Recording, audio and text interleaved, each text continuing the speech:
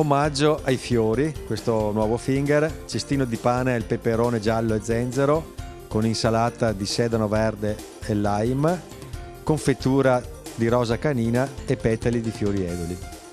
Per prima cosa prepariamo il cestino di pane, appiattendo il pane sottile col mattarello, un pane comune da tramezzini, lo pennelliamo con una crema di peperone giallo e zenzero, con coppa pasta formiamo dei dischi del diametro di 4 cm e andiamo a foderare degli stampini imburrati di silicone.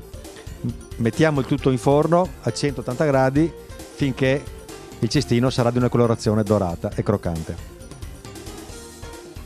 Mescoliamo la robiola energicamente, nel frattempo sciogliamo al microonde il formaggio gorgonzola, aggiungiamo i fogli di gelatina che abbiamo precedentemente ammollato, mescoliamo bene e uniamo i due formaggi.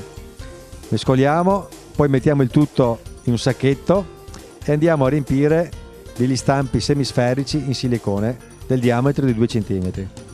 All'interno metteremo una confettura di rosa canina aiutandoci con un sacchetto e poi mettiamo il tutto in abbattitore in negativo.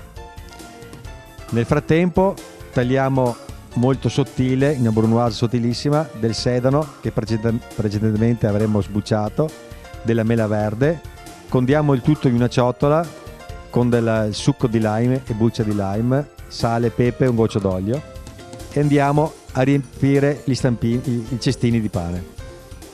Sformiamo ancora congelati le mezze sfere di formaggio e le adagiamo sopra al cestino di pane.